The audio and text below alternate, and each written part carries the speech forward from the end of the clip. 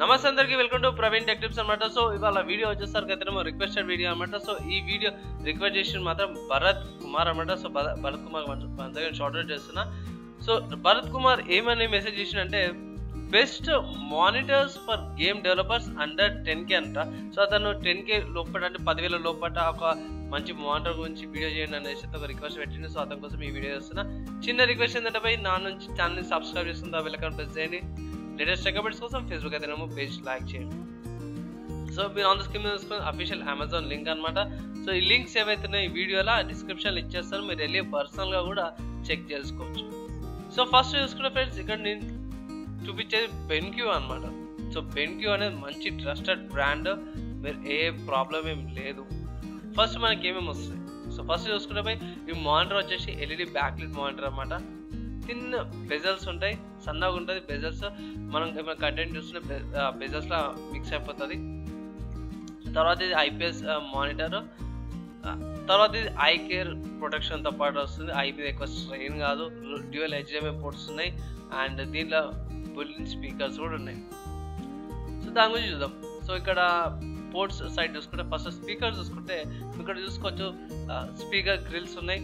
దాని కింద బటన్స్ కూడా ఆన్కి, వాల్యూమ్, అప్ అండ్ డౌన్కి, మెన్యూస్కి, ఇంకా అదర్ ఫంక్షన్స్కి కూడా బటన్స్ ఉన్నాయి. తర్వాత ఇక్కడ సైడ్ చూసుకుంటే ఇది వచ్చేసేమో పవర్ కేబుల్, మానిటర్కి పవర్ కోసం. తర్వాత ఇక్కడ సైడ్ చూసుకుంటేనేమో అదర్ సైడ్ చూసుకుంటే డ్యూయల్ హెచ్డిఎంఐ పోర్ట్స్, ఒక VGA port, next audio ports అనమాట. అంటే 3.5mm జాక్స్ అంటారు కదా, ఆక్స్ కేబుల్స్ అంటారు కొందరు, అవి పెట్టుకోవడానికి కూడా పోర్ట్స్ ఉన్నాయి. తర్వాత ఇక్కడ సైడ్ కూడా ఇంకొక స్పీకర్ ఉంది ఈ మానిటర్ ఇది. సో ఇది మానిటర్ వచ్చేసి ఇది 21.5 ఇంచెస్ మానిటర్ అనమాట. బాగుంది. ప్రైస్ చూసుకుంటే మాత్రం 8,000 ప్రైస్ ఉంది అనమాట. అండ్ అమెజాన్ చాయిస్ రికమెండేషన్స్ ఉంది. అండ్ మేజర్ చూసుకుంటే 4.5 స్టార్స్ రేటింగ్తో పాటు వచ్చింది. సో అది మంచి విషయమే. ఇంకోటి చెప్పడం మర్చిపోయింది, ప్రైస్ నేను రికార్డ్ చేసే టైంకి 7,999 రూపీస్ ఉంది. అంటే నియర్లీ 8,000 రూపీస్ ఉంది రికార్డ్ చేసే టైంకి. మేబీ ఎక్కువ కావచ్చు, మేబీ తక్కువ కావచ్చు. అంటే 30th డిసెంబర్ రోజు 2020 నేను రికార్డ్ చేస్తున్నాను కాబట్టి ఎక్కువ కానీ తక్కువ కావచ్చు. మేబీ ప్రైస్ అనేది ఫ్లక్చుయేట్ కావచ్చు. సో అది కన్సిడర్ చేసుకోండి. మీరు అనొచ్చు, అన్న ఇది ఒకటే చూపిస్తున్నావే, వేరే ఏమన్నా లేవా, లేకపోతే ఏదైనా ఆల్టర్నేటివ్ చూడే, నాకు బెన్క్యూ మీద నమ్మకం లేదు, ఇంకేదైనా మంచి చూపి అనేసి అనొచ్చు. సో వాళ్ళ కోసం కూడా నేను ఇంకోటి పక్కకు తీసి పెట్టినా. సో అదేంటంటే శాంసంగ్ అనమాట. సో ఆబ్వియస్గా శాంసంగ్ గురించి అయితే తెలుసు అందరికీ. శాంసంగ్ మంచి ట్రస్టెడ్ బ్రాండ్, స్మార్ట్ ఫోన్స్లో కూడా మంచి quality smart phone displays Samsung దగ్గరనే ఉంటాయి అండ్ వీళ్ళే మంచి బ్రాండే. సో శాంసంగ్ తీసుకుంటే శాంసంగ్లో మీకు 23.5 ఇంచెస్ డిస్ప్లేతో పాటు వస్తుంది. ఇది ఎల్ఈడి బ్యాక్లైటే, ఐపీఎస్ విజే ప్యానల్ ఇది. అండ్ దీన్ని కూడా హెచ్డిఎంఐ పోర్ట్స్ వస్తున్నాయి. నెక్స్ట్ చూసుకుంటే ఇది కర్వ్డ్ డిస్ప్లే అనమాట. సో మీరు అనొచ్చు కర్వ్ డిస్ప్లే ఏందన్నా నార్మల్గానే కదా అనేసి. అంటే ఇక్కడ పిక్ ఒకటి ఉంది టాప్ యాంగిల్ నుంచి. సో కర్వ్ డిస్ప్లే అంటే కొంచెం వంకగా వస్తుంది అనమాట, అంటే కొంచెం బెండ్ అయినట్టు చూపిస్తుంది. సో ఇది గేమర్స్కి బెనిఫిట్ అవుతుంది కానీ డెవలపర్స్కి అంత ఉండదు. ఎందుకంటే వాళ్ళ గేమ్ డెవలపర్స్కి స్ట్రైట్ ఫార్వర్డ్ ఉండాలా. కర్వ్ డిస్ప్లే అంటే కొంచెం వంకగా ఉన్నట్టు ఉంటుంది, కర్వ్ లాగా వస్తుంది. సో అది ఒకటి కన్సిడర్ చేసుకోండి. Next same features, 3 years warranty, LED black light, blue light protection ఉంది. సేమ్ దాంట్లో అవే ఫీచర్స్ ఉన్నాయి.